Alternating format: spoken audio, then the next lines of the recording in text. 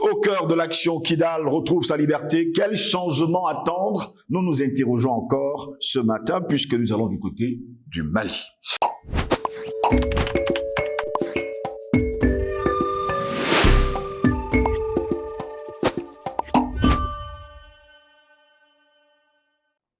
Mesdames, Messieurs, bonjour, très heureux de vous retrouver sur Panafricaniste TV, votre chaîne de télévision qui vous apporte le meilleur de l'information sur un plateau d'or. Bienvenue à toutes et à tous à cette édition de Parole panafricaniste.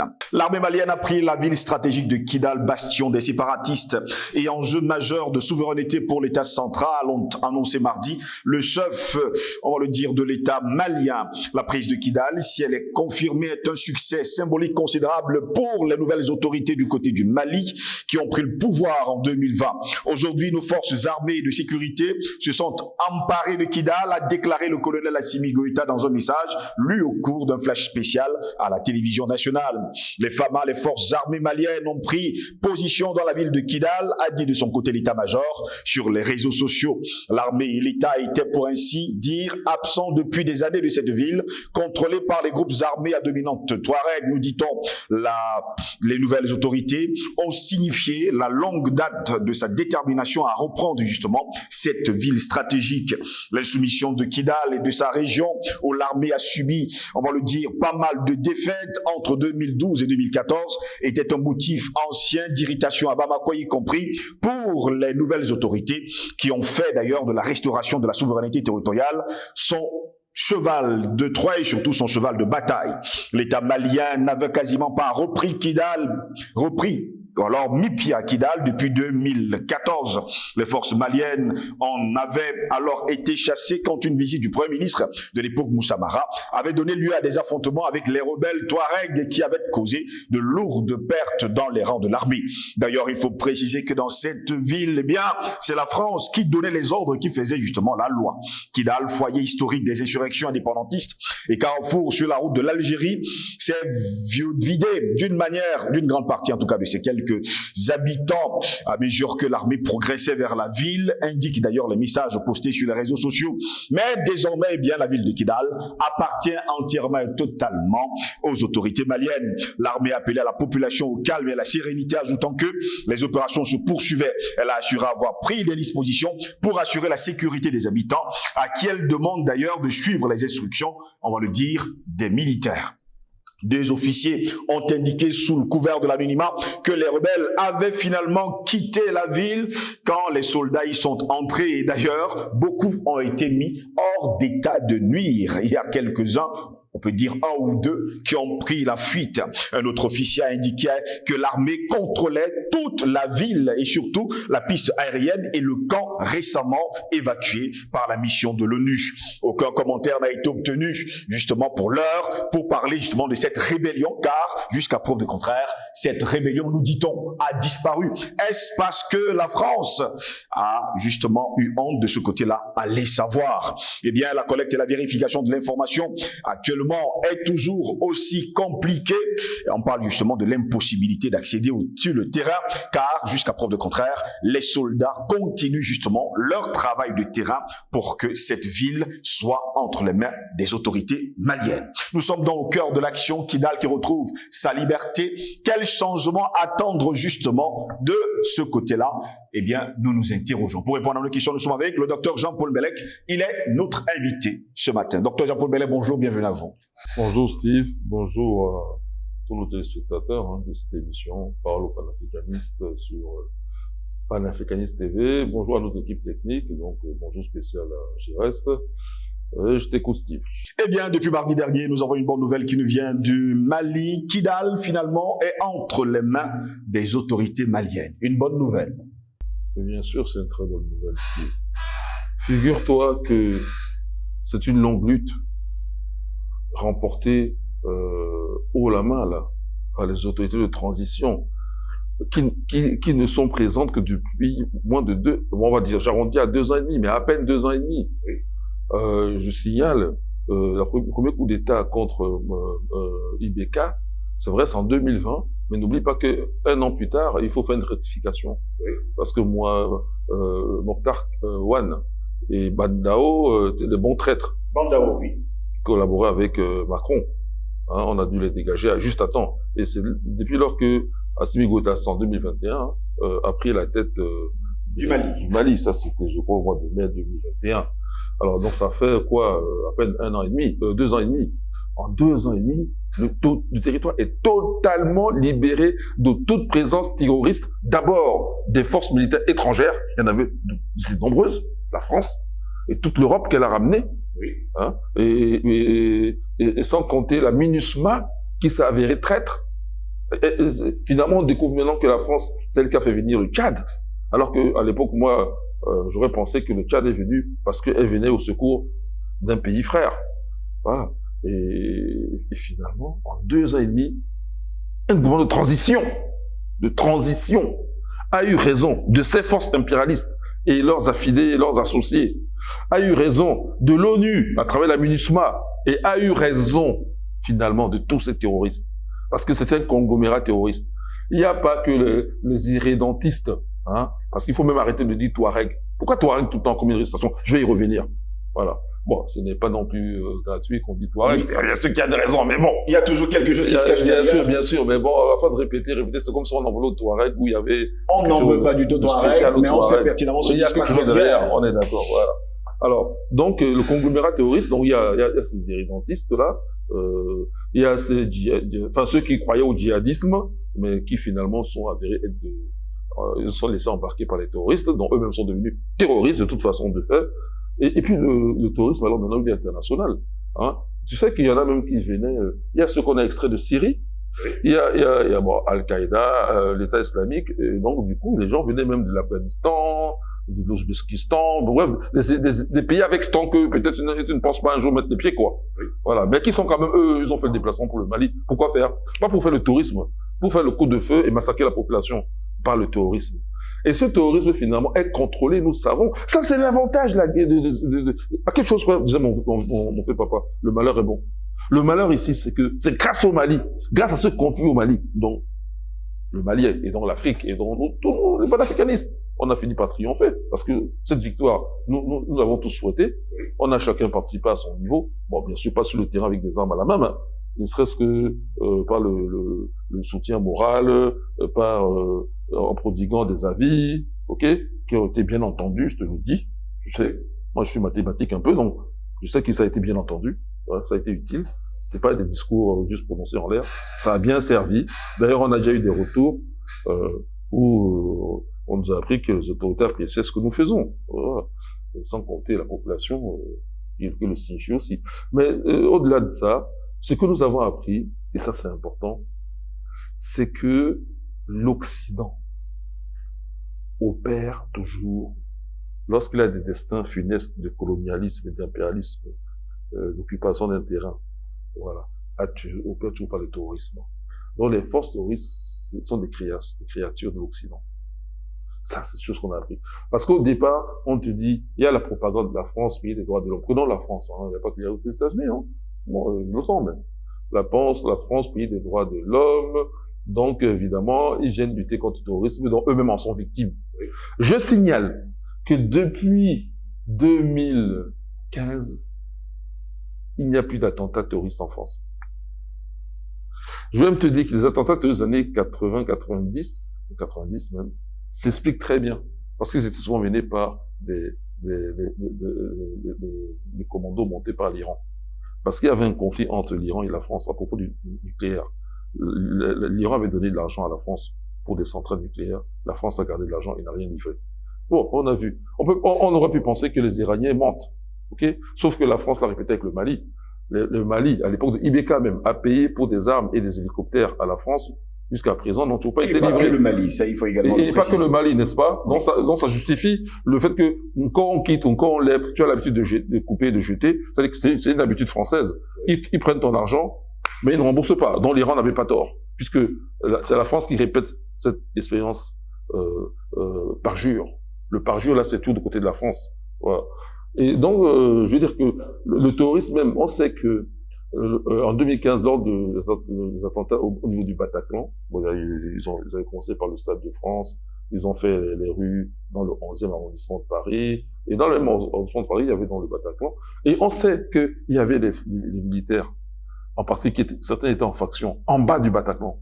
Et il y en avait dans le quartier. Et les terroristes sont entrés, ils ont fait le coup de feu. Les militaires ont entendu les coups de feu. Mais on leur a signifié de ne pas bouger. Ça a tout été dit. Mais tu vois, ça se confirme. La France, avec le Mali a déposé une plainte au niveau de l'ONU en accusant la France de terrorisme. Le Niger a fait pareil, le Burkina pareil. Et la plainte du Mali, celle qui a été la plus loin, c'est au niveau de l'ONU, n'a toujours pas été entendue. Est-ce que c'est correct ça?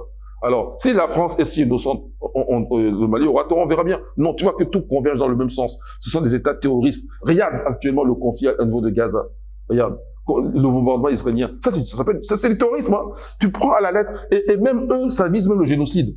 Quand tu prends à la lettre, tu vois ce qui se passe à Gaza, c'est du terrorisme. Je ne parle même pas de avant, parce qu'il y en a qui disent que de toute façon, Israël est un État terroriste. Je ne parle pas de ça. Je dis l'instant où nous vivons les choses, où nous avons les informations. Ce qui se passe, c'est du terrorisme. Parce que terroriser, c'est amener la population à un tel état de sidération, c'est que tu fais de telles violences qui sont sidérées, même le plus fort d'entre eux a du mal à bouger. Ok? Il faut vraiment qu'il y ait aussi de la force. Alors, donc, automatiquement, ça impose au Hamas de se comporter comme il se comporte. Parce que si tu n'as pas cette force, même mentale, de répondre au terrorisme par le terrorisme, mais mon gars, tu es dominé. Et c'est comme ça qu'ils nous ont colonisés. C'est ce qu'ils font. Ils massacrent. Bref, quand je parle d'Israël là, faut pas regarder sa position géographique. Hein, Steve? Pourquoi? Quand je parle de Haïti, moi je pense Afrique. Pourtant, ce n'est pas dans le territoire africain. Et c'est le tort de l'Union africaine de ne pas avoir reconnu Haïti, qui a demandé à faire partie de l'Union africaine. C'est le tort de l'Union africaine de ne pas avoir reconnu Haïti comme un État africain. Et les Haïtiens avaient bien argumenté. Nous sommes descendants nous sommes les Afro-descendants. Nous avons votre culture. Nous avons tout honoré l'Afrique. Et je ne te dis pas les efforts faits par les Haïtiens aux indépendances pour venir donner leur contribution à différents États africains, en particulier la RDC, en particulier, pas le seul. Je donne un exemple que je connais très bien. Voilà. Alors, et on a refusé ça à Haïti. OK? Alors, mais je dis que non. Il y a extraterritorialité, parce que la France, quand elle a des départements d'outre-mer, même les îles éparses, heureusement que j'entends maintenant que Madagascar va les récupérer. Mais sinon, la Réunion, c'est pas en Afrique, ça? La Réunion, c'est en Afrique, Steve. Mais la France n'est pas là. Pire, Mayotte, c'est pas en Afrique. Exact. La France n'est pas là. Bon, ok. Les Antilles, c'est l'Amérique là-bas, là. La France n'est pas là-bas. La France, c'est aux Antilles. La Nouvelle-Calédonie, c'est le Pacifique. La France n'est pas là-bas. Tahiti, c'est encore le Pacifique. La France n'est pas là-bas. Donc, il y a extraterritorialité. Ils se disent que c'est la France. Oh, ok, alors, donc, je dis que dans ce cas-là, Israël, à beau être au Proche-Orient, c'est l'Europe. Et c'est l'Occident. Et c'est tout l'OTAN. Et d'ailleurs, les porte-avions de l'OTAN sont au large. Voilà. Donc, pour revenir sur le sujet, je disais que c'est une victoire totale. C'est que, tu vois, même le terrorisme, c'est que même sur le plan même de la géopolitique, on a compris que le terrorisme est une arme pour l'Occident. La guerre du Mali, enfin, le conflit l'a permis de le révéler. Pourtant, il y avait justement les soldats français sur le territoire malien, il y avait la MINUSMA, mais le terrorisme avait presque pris 70% du territoire malien. Mais Steve, c'est pour ça que j'ai fait tout le développement là. C'est pour dire que, comme les forces terroristes sont les forces de l'Occident, ils avaient un but, et je vais donc revenir sur le plan historique, et c'est ça qui fait qu'il y a eu la métastase. Parce que leur but était de la partition du Mali. Et la force qu'ils ont utilisée, c'est la force terroriste. Même, tu vois, même le Tchad qu'on utilise là. Au début, peut-être les Tchadiens viennent avec la bonne volonté. À l'époque, le feu Idriss Déby qui est encore là. Mais tu vois que lorsqu'ils veulent entrer dans les Ifogas, on leur dit, oui, demi-tour. Tu l'as dit dans ton chapeau, ce qui va se reproduire plus tard, lorsque les forces armées maliennes, les FAMA, vont vouloir aussi récupérer Kidal. Cette fois-ci, les terroristes, MNLA et consorts, avec leurs alliés là, Akmi, tout ça là, ok, Moudjao, ils auront les informations nécessaires pour avoir le dessus. Et on sait justement qui leur a donné toutes ces informations. N'est-ce pas, avoir le dessus sur les forces maliennes. Bon, ils ont, et l'armement qui va avec d'ailleurs. Voilà. Eh ben, ça, tu vois bien que là, la France, l'OTAN, ils ont utilisé ces forces, ce sont leurs forces en fait. Ils se sont déjà entendus depuis la Libye. Parce que, n'oublie pas le massacre de Aguelhok. Là, 2012, Aguelhok, janvier 2012, exactement le 25 janvier 2012, oui. Le massacre d'Aguelhok. On a tranché les militaires maliens. Tu vois que c'est pas le courage qui a manqué aux FAMA. Ils ont tué le courage. Parce qu'à Aguelhok, ils se sont battus jusqu'à une tueur de cartouche. C'est ainsi qu'ils vont se faire trancher la gorge pour certains et se faire tuer par une balle par d'autres. Enfin, par des balles, par une seule. Ok? Voilà. Ceux qui ont été, ceux à qui on a tranché la gorge, là. Tu sais quoi? C'est parce que c'est Touareg ou Arabes. C'est-à-dire que dès le départ, quand ces gens arrivent, eux, ils amènent la discrimination. Ah bon, comme tu es Touareg, tu es un traître, un renégat, on te tranche la gorge. Hein? Tu es un arabe, on te tranche la gorge. La plupart étaient des Touaregs. Et maintenant, comme toi, tu es un noir. Voilà, ok. Bon, toi, quelques balles suffisent. Voilà, ok. Donc déjà, on est en janvier 2012, Steve. Aujourd'hui, 11 ans plus tard. Hein, bientôt même 12 ans. Mais on va dire 11 ans plus tard, un peu plus de 11 ans plus tard. Le gouvernement malien arrive dessus. Il faut quand même dire que c'est depuis 2014 que le gouvernement malien n'avait plus mis les pieds à Kidal. Oui, mais je dis que 2012 déjà, ce qui s'est passé à Guéhok, où les gens sont battus jusqu'à la période de munitions, l'affront a été lavé aujourd'hui. Enfin, exactement, l'annonce officielle, c'est le 14. Oui. Mais je te signale que nous, pendant au moins une semaine avant, on avait fait des émissions. On avait fait des émissions. On savait déjà que les forces maliennes étaient à Kidal. Oui. Donc la victoire, voilà. On attendait l'annonce officielle. Oui. Voilà. C'est ça qui compte. Voilà. Bon. Alors, maintenant, il y a autre chose. C'était ainsi beaucoup, c'est 2014. Mais Assimi Goïta faisait partie. Justement. C'est militaire. Voilà pourquoi je veux qu'on en parle également. Voilà. Et il s'en souvient. Et même avant même l'arrivée de Moussa Mara, lors de l'offensive en 2013, l'offensive contre ces terroristes-là, l'armée malienne était avec l'armée française, qui normalement ne devait pas faire d'offensive terrestre, n'est-ce pas? C'était juste un appui aérien. Si on en croit même, si on accepte même que c'est Djokounda Traoré lui-même qui a écrit la lettre, quoi. Parce que Djokounda Traoré était président de transition à l'époque. Admettons même c'est lui qui a écrit la lettre à Hollande, admettons. Mais dans cette lettre-là, il n'est pas écrit qu'on veut une intervention terrestre, c'est dit soutien aérien. Bon, les Français viennent avec, je vais te donner l'historique, pourquoi ils font tout ça, hein. Et finalement, quand les forces maliennes qui suivent l'armée, qui sont avec l'armée française, après la bataille de Kona, ils ont commencé à remonter au nord. Kona, c'est vers la région de Ségou.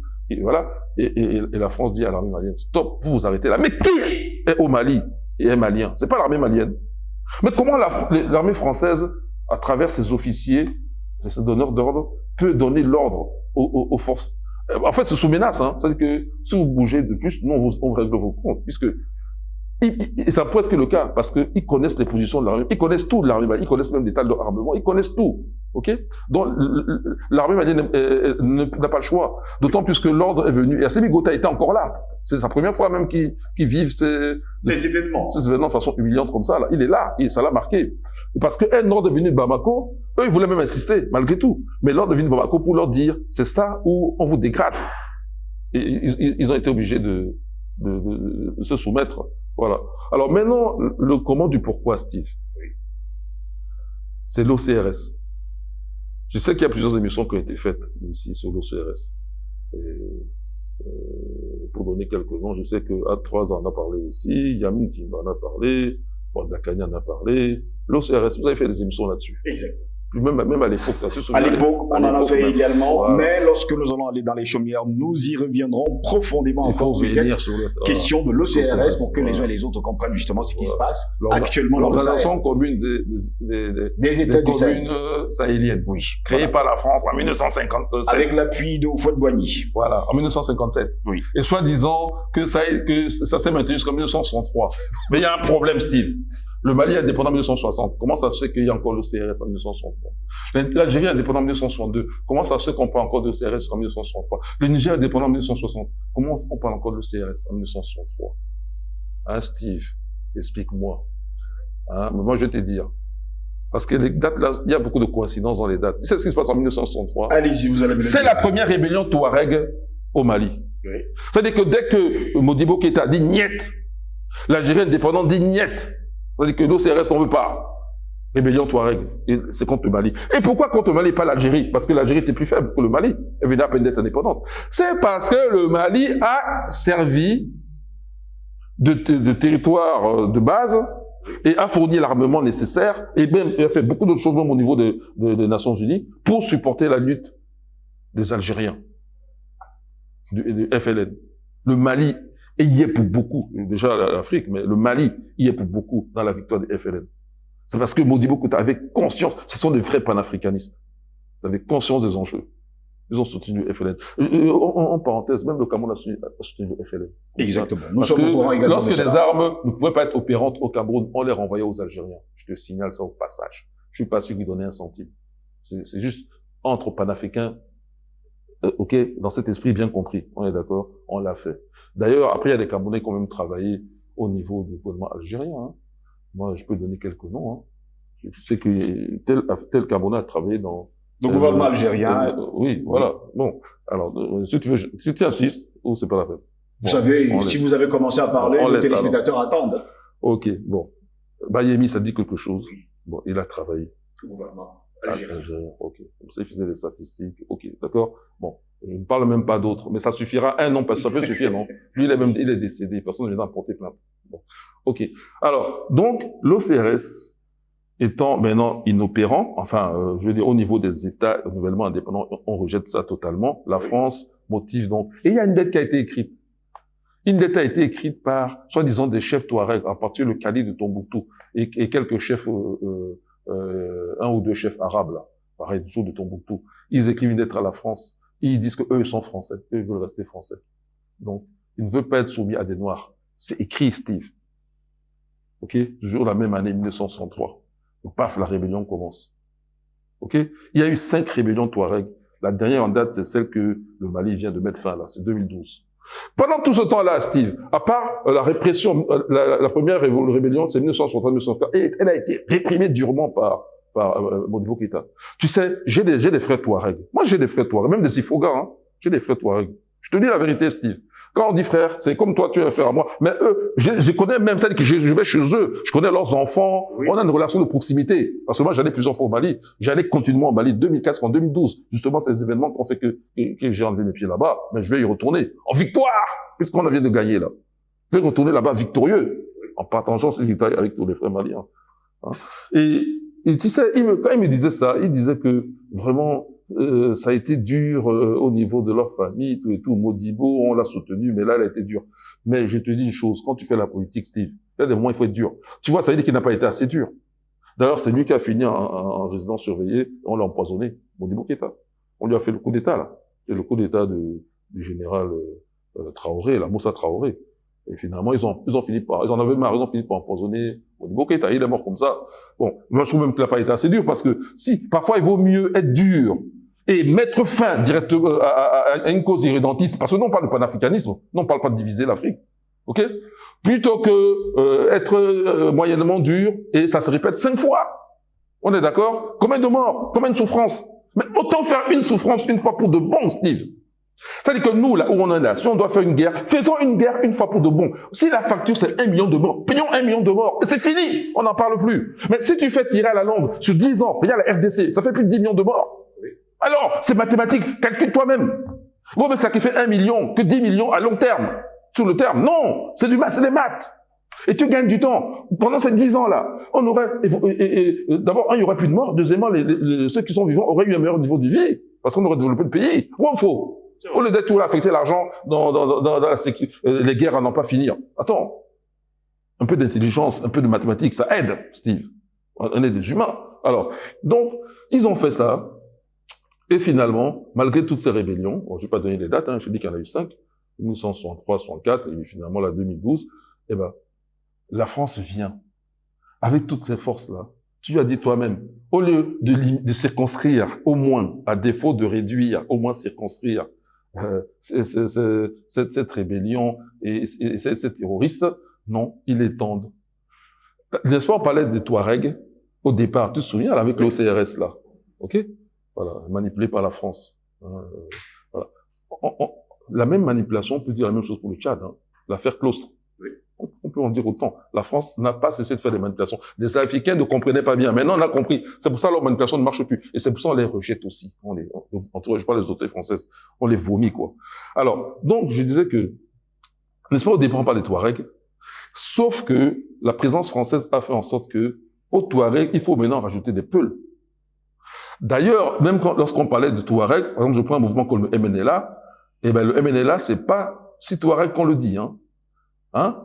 Peut-être parce qu'on veut pas montrer à la face du monde, jusqu'à quel point la France a réussi à diviser les Maliens.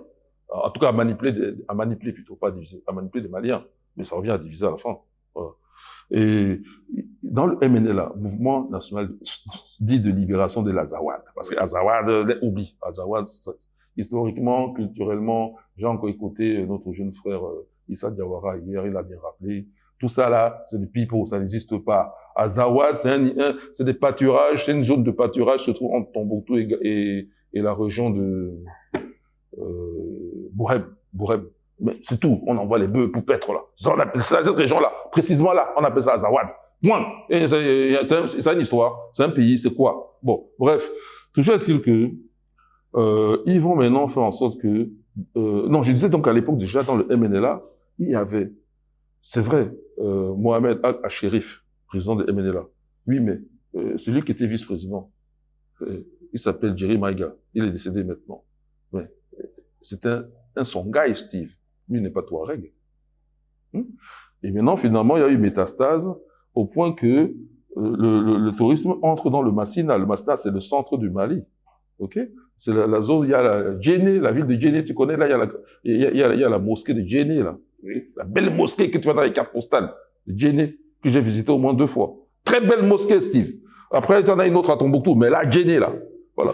Donc, la ville de Mopti, hein, et les falaises de Badjangara. Alors, tout ça, c'est dans la même région. Il y a eu aussi, M. Koufa, non? Koufa, lui, c'est un Peul. Donc voilà aussi les Peuls qui ont dans la danse. Eux aussi sont maintenant alliés aux Maliens, au gouvernement français, avec le terrorisme. Tout ça, ça forme une seule nébuleuse, hein. Ils sont ensemble, Steve. Ils ne se battent pas, ils sont ensemble.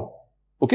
Donc, je cite, hein, au niveau de tous ces groupes, entre guillemets, ethniques, qui sont dans le Salankounia malien. Le Salankounia, c'est la parenté à plaisanterie. C'est-à-dire que ce qui fait en fait, la base du peuple malien, quels sont les ethnies du peuple malien? Les Touaregs, je les ai cités déjà. Ils sont dans le Salankounia, hein. Les Songhai, je citais déjà. Maintenant, voilà les Peuls. Et qu'est-ce qu'ils font, les Peuls? C'est pas seulement qu'ils sèment le terrorisme dans tout le Massina, hein, avec ce Koufa-là. Mais en plus, ils font la guerre à leurs frères Dogon, parce que dans le Salankounia, les Peuls et les Dogons sont des frères. Eh oui. Et le Peul doit protection aux Dogons. Sauf que là, non, il y a eu massacre. OK? Les Dogons ont dû se défendre.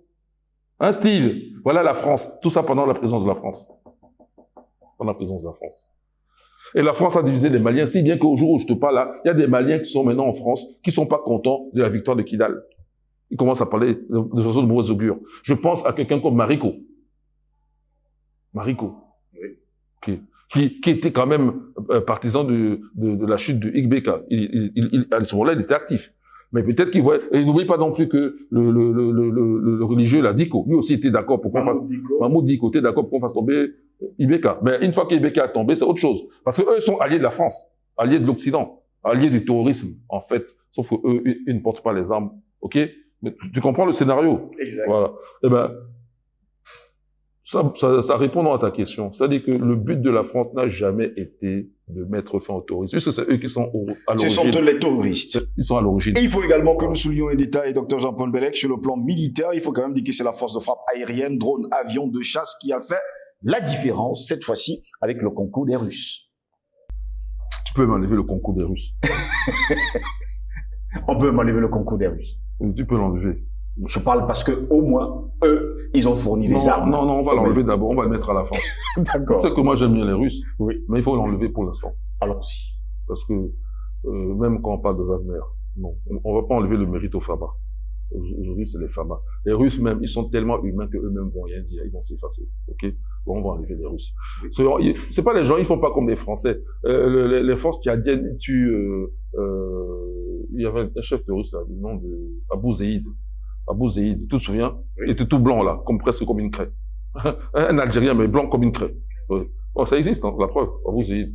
Et ils proclament qu'ils ont tué Abou Zeid. Et puis les Français disent non, vous n'avez tué personne. Ils laissent passer quelques mois et ils disent que eux ont tué Abou Zeid. Les Russes ne font pas ça, Steve. Eux sont très humains. Ils sont pas là pour voler la victoire des gens. Alors, dans la victoire est au FAMA. Non. Les Russes ont apporté, c'est vrai, ils ont répondu à une question. Ils ont apporté l'armement nécessaire aux Maliens. Et au moment, sans retard, avec la qualité nécessaire. Ils ont emmené l'entraînement nécessaire. Parce que pour piloter des drones, il faut quand même qu'on te montre, même si tu es informaticien, au moins quelques éléments de base. On est d'accord? C'est comme que quand tu joues aux dames. Au lieu de perdre des mois à apprendre à jouer aux dames tout seul et ramasser d'abord des claques avant de gagner une partie, peut-être vaut mieux que quelqu'un t'entraîne d'abord un peu. Comme ça, tu vas éviter les premières défaites. Ça en aura moins. Parce que là, à la guerre, la défaite, quand tu meurs, tu te relèves pas, Steve. Parce qu'aux dames, au moins, tu perds demain, tu peux recommencer. Donc là, non. Donc, les Russes ont fait ce travail-là. Et c'est louable. OK? Et puis, ils n'ont pas fait ce que les Français disent, que les Russes se servent. Wagner va prendre l'or. Wagner, non, les Russes ont leur matière première. Ils n'ont. Et vous avez suivi le narratif des Français et sans oublier des Occidentaux après la victoire des forces armées maliennes à Kidal? Oui, si, évidemment. Ils disent qu'il y a eu des massacres de population, comme toujours. C'est pas ça, hein? On nous parle également d'une victoire en trompe-l'œil. En trompe-l'œil. Ce sont les titres que je vois des journaux français. N'est-ce pas? Mais c'est normal. Il disait une fois que la MINUSMA est partie, la MINUSMA, il y a beaucoup à dire, qu'une fois que la MINUSMA est partie, le tourisme va reprendre du poil de la bête. Oui. C'est ce qu'on a vu, n'est-ce pas? On a vu le contraire. Mais les réalités sont là, hein.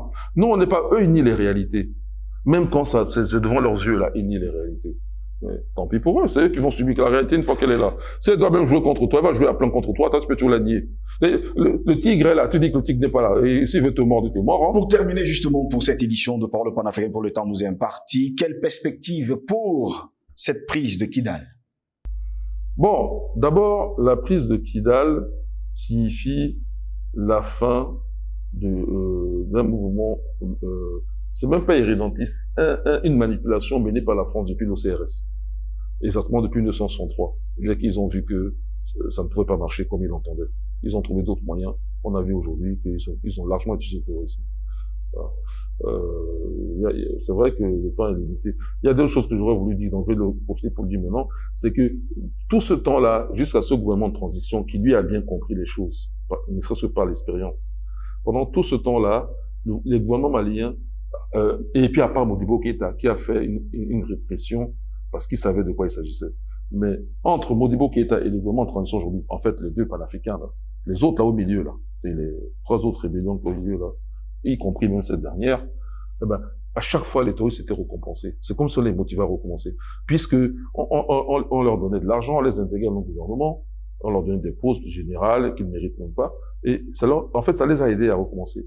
Donc, je dirais que la perspective ici, là, maintenant, c'est de faire en sorte que plus jamais ça ne recommence. Ni au Mali, ni au Niger, ni au Burkina, ça c'est pour Kako Gourma, mais ni en Algérie. Ni en Algérie. Et ça, les Algériens, ils l'ont compris à la longue. Ils ont eu du mal, parce que plusieurs fois on a critiqué. On parle également d'une installation administrative du côté du Kidal le plus rapidement possible. Oui, mais ça va se faire. Les populations. Ça va se faire, si, ça c'est une question de temps. Mais ça va se faire. Mais pour que cela ne se refasse plus, il faut mettre la main sur les chefs terroristes. Je cite Liad Ag-Ghali. OK? Je cite les frères Ag Intala, à savoir Al-Gabas et Mohamed Ag Intala. C'est eux, ce sont les Ifoga. Eux qui sont ce qu'on appelle les Zambé. À tour de rôle, ils ont commandé une CMA ou je sais pas quoi, CHUA, leurs organisations là. Mais la Ménocal, c'est le chef Touareg des Ifoga. Il doit rendre des comptes, il faut le juger. Bon, bien sûr, tous les autres. Voilà. C'est la seule façon de garantir, c'est couper le lien définitif entre ceux-là qui ont été saisis par cette facilité que la France leur accorde. On vous donne. Regarde, tu vois, quand ils allaient au Burkina Faso, Mohamed Aga-Sherif, une fois, il a été grièvement blessé. Il a été vécu au Burkina Faso, on l'a vite traité. Et après, il vivait dans des hôtels de luxe, à l'époque de Compaoré, là. Tu vois? Donc, il faut que ce rêve-là, on a implanté dans la tête de certains, surtout les Ifoga. Parce que chez les Touaregs, les Ifoga se comportent comme des seigneurs. Donc, déjà, les autres Touaregs n'aiment pas ça. Donc, tu vois, déjà, c'est pas une affaire de Touareg. Parce que les Ifoga, c'est une composante parmi plus de 10. Donc déjà, les autres Ivoiriens ne sont pas d'accord avec les Ifoga. Je pense au Imgad, par exemple. Okay? Se laisser dominer en 2023 par une race dite de seigneurs, même si on est entre Touareg, ok, Steve, admet que ça ne va pas. Donc il faut couper l'herbe de cette source-là. Que plus jamais personne ne pense que faire le terrorisme contre son propre pays est rentable. Et effacer l'idée qu'il y a un État qui serait à part, soi-disant les blancs peuvent pas être les noirs peuvent être commandés par les noirs. Il n'y a pas de blancs, il n'y a pas de noirs, il n'y a que l'Afrique. Il n'y a pas de distinguo parce que toute cette humanité, surtout celle qui est en Afrique, elle est d'origine africaine et donc noire. Donc même celui qui est blanc, à la base, son sang est noir. Bon, il faut remonter à longtemps, mais ceux qui sont là, les Touaregs par exemple, on connaît leurs origines, c'est des mélanges. Donc il y a des noirs parmi eux, il y a des blancs, il y a des mélanges des deux. Donc le problème ne peut plus être posé en termes de race. Le problème se pose en termes de panafricanisme. C'est aucune personne ne doit maintenant barré la voie à l'évolution du panafricanisme. Le feu de Kadhafi, quand même, était plus clair que nous deux, Steve. Il a quand même compris ça, non? Exactement. Bon, donc maintenant, il est temps, et ça commence par le Mali, il est temps de mettre fin à cet esprit irrédentiste. Et ici au Cameroun, même dans 2 ans, Steve, nous-mêmes, on a un rendez-vous. On doit faire la guerre contre les endocolons à outrance. Eux ou nous. OK? Je dis un mot en bassa. Non. Pas de bassa. Merci à vous. En tout cas, la guerre entre eux et nous. Nous ne voulons plus ces sécessionnistes, ces irrédentistes, tous ceux-là qui collaborent avec la France, que ce soit à l'ouest du Cameroun, là, je parle de anglophones, là, tu vois, les soi-disant, eux, c'est les Savoies du Cameroun, là, ce qu'on appelle les ambazoniens, c'est les Savoies du Cameroun. On veut plus de ça. Et quand il faut les réprimander, tu vois, la leçon, c'est quoi? Il faut les réprimander sévèrement pour que l'herbe ne repousse plus pour donner ce genre de mauvais pouces. Merci à vous, Dr Jean-Paul Bellet, d'avoir répondu à nos questions. Merci Steve de m'avoir invité, mais on finit toujours par la patrie ou la mort. Nous vaincrons. Voilà. Au plaisir de vous retrouver très prochainement. Restez sur nos pages numériques, nos plateformes numériques, YouTube, Facebook, Instagram et TikTok. Likez, partagez au plus grand nombre. Merci de nous avoir suivis. Bonne journée à toutes et à tous.